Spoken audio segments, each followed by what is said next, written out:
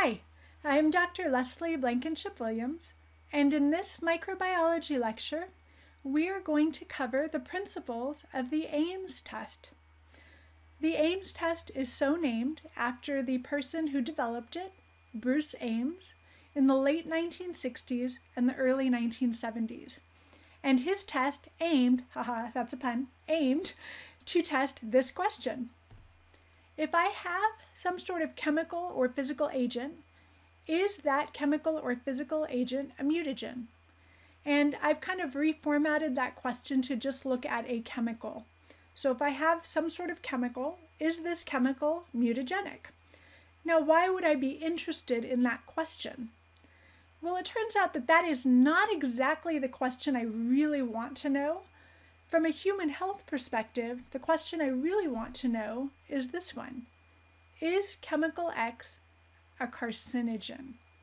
But it turns out those questions have a lot of overlap in their answer. So what do I mean by that? Most mutagens are also carcinogenic, and almost all carcinogenics are mutagens. So let's quickly define each term. A mutagen is a substance that increases the rate of mutations. It causes induced mutations, often by fooling DNA polymerase when it goes to replicate the DNA.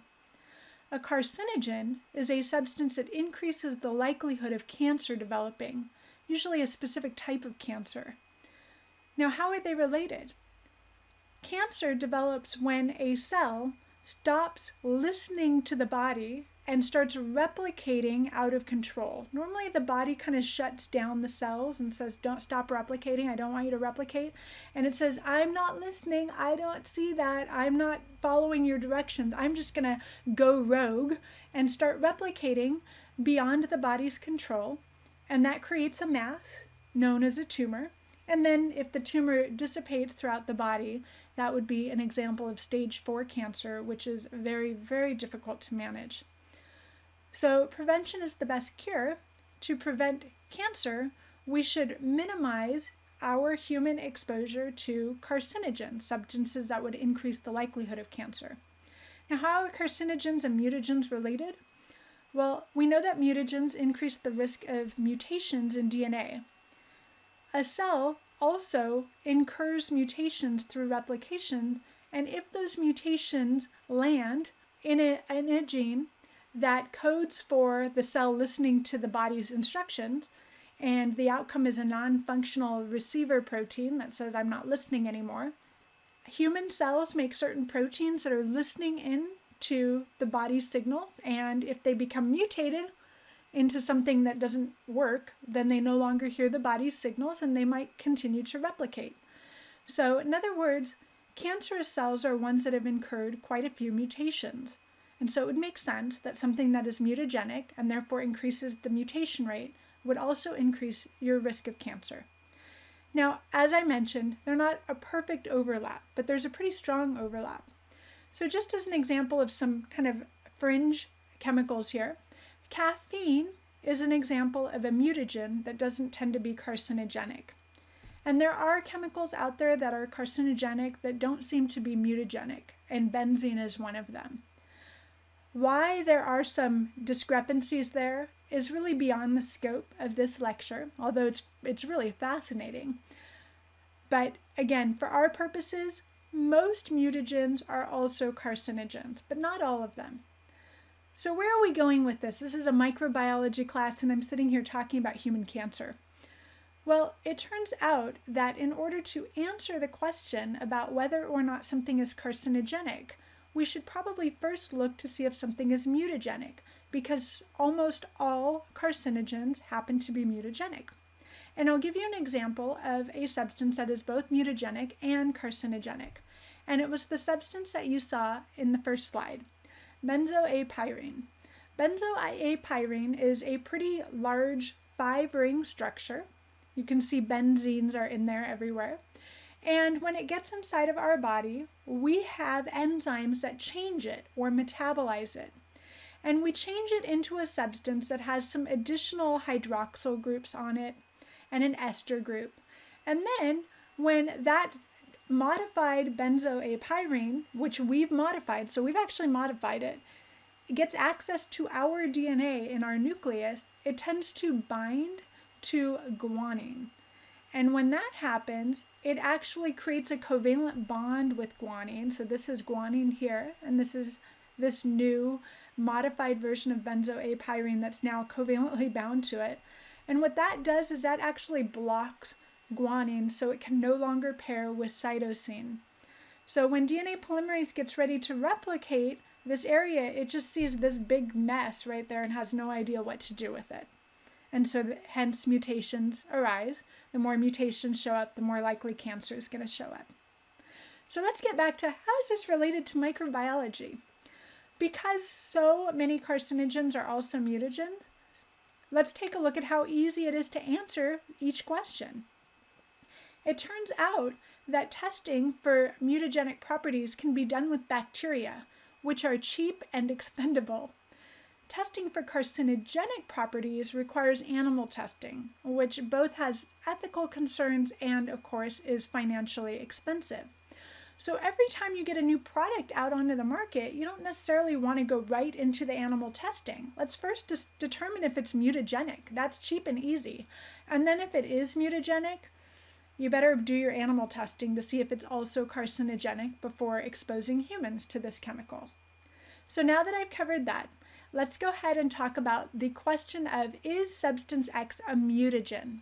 Which is what the Ames test is designed to do. So the basic overview of how the Ames test works is a little bit like pin the tail on the donkey.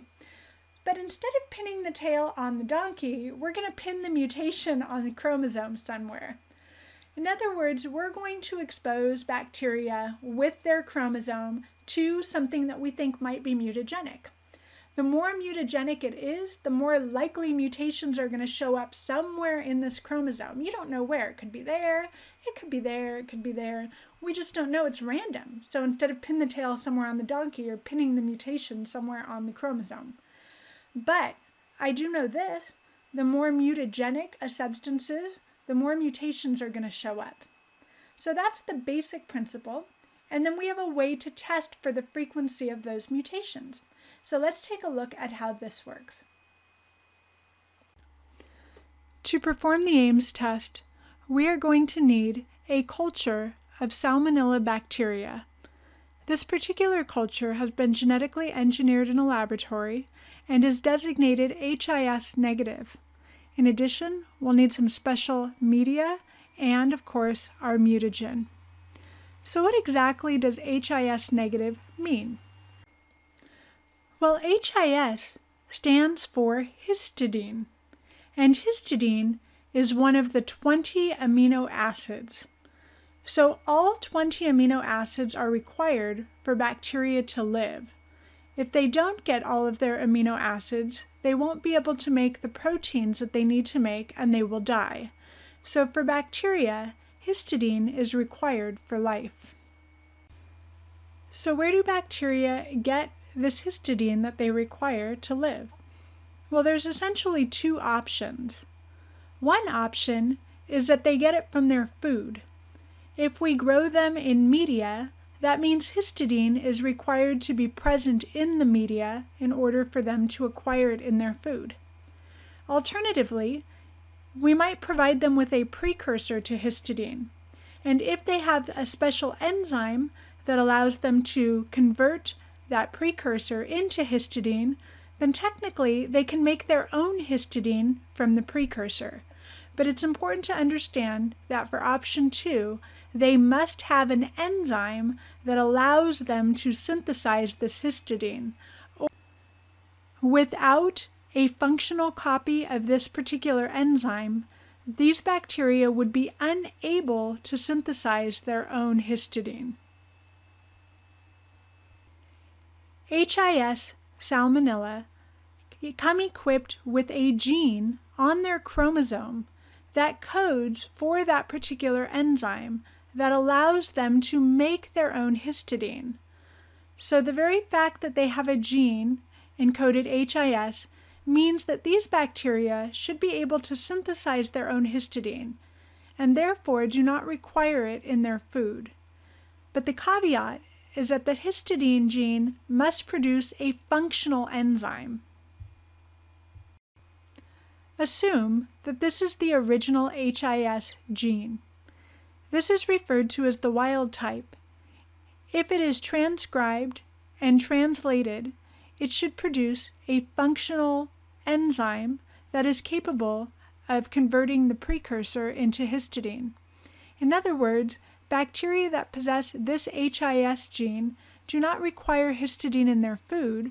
Rather, they can make their own as long as the precursor is provided.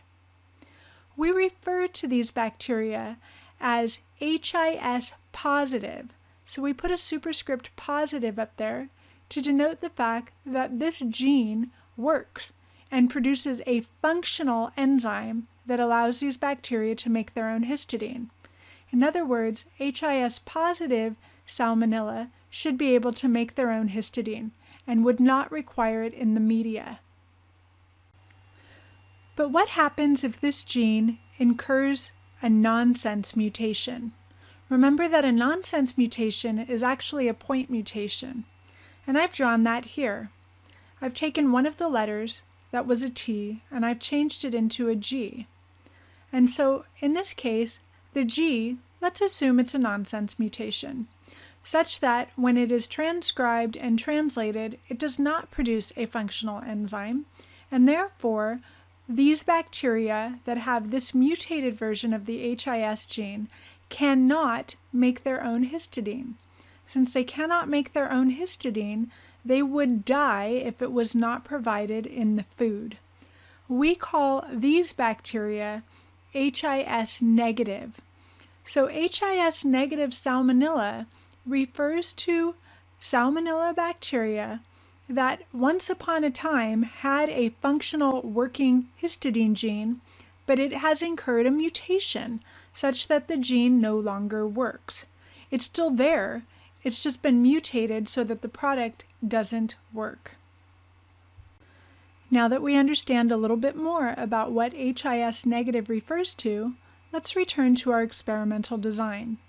Imagine that I have this culture of Salmonella that is HIS negative, and I have media that contains histidine. So there is histidine embedded in the media. If I plate this bacteria on this media, they should grow. In other words, the bacteria have no reason to not live, since the histidine that they so desperately need but can't create is provided for them in the media. So if I plated this culture, I would expect to see a lot of colonies. But what would happen if I used a different type of media? Let's say that I used synthetic media, and my synthetic media was built in a way that no histidine was added to the media. So this media has no histidine. Now I'm going to plate my bacteria. What's going to happen? Well, since these bacteria don't have histidine in their media, and they can't make their own histidine, they're going to die. So 48 hours later, I would expect 0 colonies. But wait, I might get 1 colony, or maybe even 2 colonies that show up. Are they contaminants? Well, probably not if I used aseptic technique. Instead, these single colonies, maybe 1 or 2, are the result of what is known as a back mutation. What's a back mutation? It's a mutation back to the original form. And these do happen. In this case, we might have had billions of cells in our test tube, and one lucky cell hit the jackpot and experienced a spontaneous mutation back to its original HIS positive form. Because we have one cell that is HIS positive, it is able to synthesize its own histidine and therefore survive on this plate. And that represents the 1 or 2 colonies that we can sometimes see. Again, these are spontaneous back mutations. Let's take another look. In our case, a back mutation would mean going from the mutated G base back to the original T base. And the outcome of that back mutation means that the mutated or back mutated Salmonella cell has become HIS positive again. In other words, it is able to now synthesize its own histidine and therefore grow on a plate that lacks histidine. So it turns out this is what we're actually going to test for. While these back mutations can happen spontaneously, under the presence of a mutagen, we expect them to happen a lot more frequently. We now have all the information we need to understand the experiment. So in the Ames test, we always run an experiment and a control. In the experimental procedure, we add our suspected mutagen to a culture of HIS negative Salmonella species. In our control, we add water. Water is not a mutagen. So we let the Salmonella cultures mix with the suspected mutagen X or the control, and then we add them to a plate that lacks histidine, so there is no histidine in the media. So what are the expected results? Why don't you try to predict the expected results based on what we've learned so far? Pause the video and see if you can guess. All right, let's take a look. The control should have 0 or maybe 1 or 2 colonies on it. Remember, the control just had water, so any colonies that do show up, again assuming good technique without contamination, are going to be the result of spontaneous mutations. So these would still be back mutations. We would still go from HIS negative to HIS positive, but they are the result of spontaneous mutations. The reason why we run a control is to try to get an assessment of how many spontaneous mutations are likely in a given culture.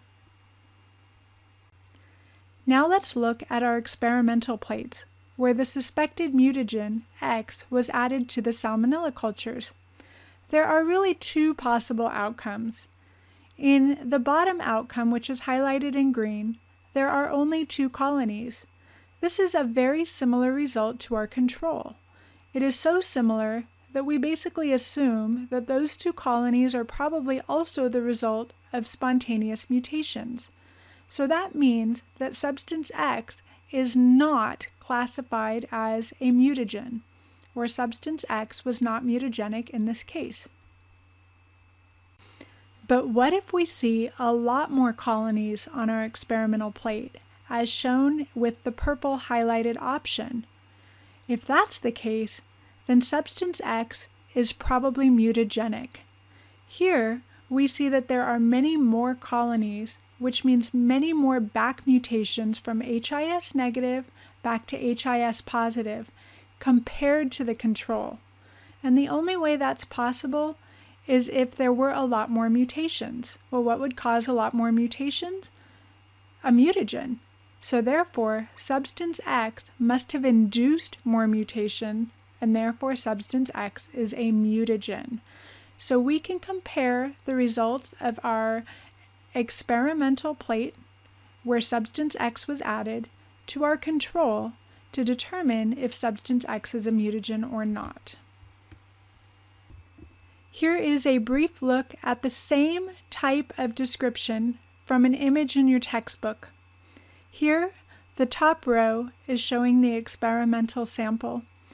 The bottom row shows the control. In both cases, we have cultures of Salmonella that are HIS negative. The book refers to them as histidine dependent, which is effectively saying they require histidine in their food in order to survive. Notice that the top tube has the suspected mutagen added, and the bottom one does not. You might also notice that rat liver seems to be added. What's that all about?